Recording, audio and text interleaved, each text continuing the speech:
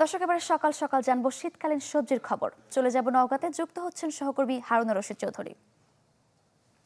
হারুন, বাজারে শীতকালীন সবজি কেমন পাওয়া যাচ্ছে এবং সেসব সবজির দাম কেমন পড়ছে, আমাদের বিস্তারিত জানাবেন। জি, আমরা যদি একটু পেছন থেকে শুরু করি যে 2023 অথবা 24 সালের কথা যদি বলি, যে সেই সময়টাতে এই সময়ে যেই দাম যাচ্ছে আজকের বাজারে, আমরা দেখেছি খানিকটা বেশি দাম ছিল। আমরা আসলে যতটুকু কৃষক পর্যায়ে এবং ব্যবসায়ীদের কাছ থেকে জানতে পেরেছিলাম যে যেহেতু অসময়ের কিছুটা বৃষ্টি গেছে, ঝড়ো বাতাস গেছে, সেই জায়গা থেকে হয়তো দাম এবারে খানিকটা বেশি যাবে। কিন্তু আজকের বাজার যদি বলি যে প্রচুর রকম সরবরাহ আছে, পাশাপাশি দামও কিন্তু বেশ খানিকটা হাতের নাগালে বলা চলে ক্রেতাদের। আমি যদি একটু দামগুলো বলি আপনাকে, যে আজকে বেগুন প্রকারভেদে এখানে 60 থেকে 70 টাকা বিক্রি হচ্ছে। নতুন আলু উঠেছে এখানে দুই প্রকারে, একটা সাদা আলু, একটা দেশীয় যে লাল আলু আছে সেটি, একটি 50 টাকা, আরেকটি হচ্ছে 70 টাকা। মূলা আছে, মূলা হচ্ছে 20 টাকা কেজি। সিম আছে এখানে 60 টাকা কেজি, সিম আজকের বাজারে যাচ্ছে প্রতি কেজি। একটি ফুলকপি বলা যায় যে প্রায় 1 কেজির মতো করে ওজন, সেগুলো 23 টাকা পিস বিক্রি হচ্ছে, প্রতি পিস ফুলকপি 23 টাকা। শসা আছে 20 টাকা।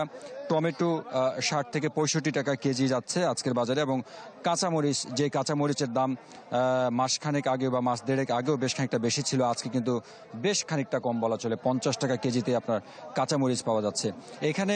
আমরা আসলে বাজারে আসবার পরে বেশ কয়েকজন কৃষকের সঙ্গে কথা হচ্ছিল, তারা যেটি বলছিলেন যে মানুষজন আসলে গত 2 বছরের কথা চিন্তা করে এবারে বেশ খানিকটা আবাদ নওগাঁ অঞ্চলে বেশি হয়েছে। বলা যায় যে প্রায় 11,000 হেক্টর জমিতে এবারে এই শীতকালীন সবজির আবাদ হয়েছে, কৃষি সম্প্রসারণ অধিদপ্তর বলছে।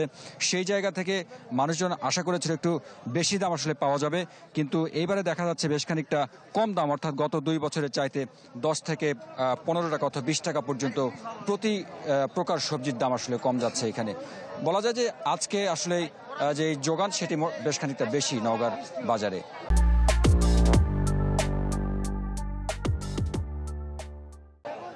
হারুন, ধন্যবাদ আপনাকে।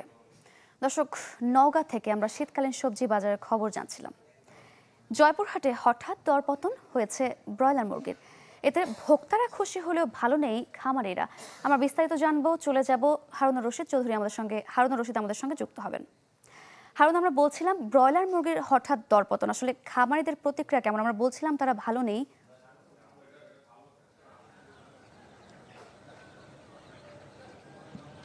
সারিকা, জয়পুরহাট জেলা কিন্তু কৃষি নির্ভরশীল এই জেলা। এই জেলায় প্রথমে এখানে সরকারিভাবে একটি মুরগি প্রজনন খামার এখানে গড়ে ওঠে, আর সেখানেই আতুরঘর হয় সোনালী মুরগির এখানে।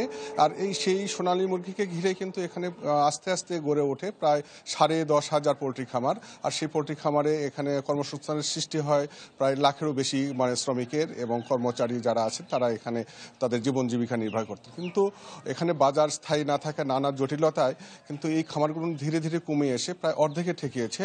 তো এ কারণে কিন্তু অনেক খামারিরা এই ক্ষতির মুখে পড়ে কিন্তু ব্যবসা ছেড়ে দিয়েছেন। তো গেল বছরও কিন্তু এই সময়ে যে ব্রয়লার মুরগির কথা বললেন, সেটির দাম ছিল বাজারে, খুচরা বাজারে বিক্রি হতো 150 থেকে 160 টাকা, 170 টাকা কেজি দরে। কিন্তু সেই ব্রয়লার মুরগি কিন্তু এখন বর্তমান বাজারে বিক্রি হচ্ছে এখানে 90 টাকা এবং 100 টাকা কেজি দরে পাইকারি দামে, এবং খুচরা বাজারে সেটি বিক্রি হচ্ছে 110 থেকে 120 টাকা কেজি দরে।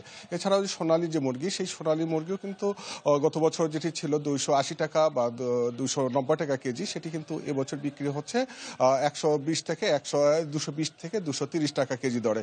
তো খামারিরা যেটা বলছেন, তারা কিন্তু এই বাজার স্থায়ী না থাকা, খাদ্যর দাম বেশি, ওষুধের দাম বেশি, সে সবকিছু মিলে তারা এখন ক্ষতির সম্মুখীন তারা দাঁড়িয়েছেন।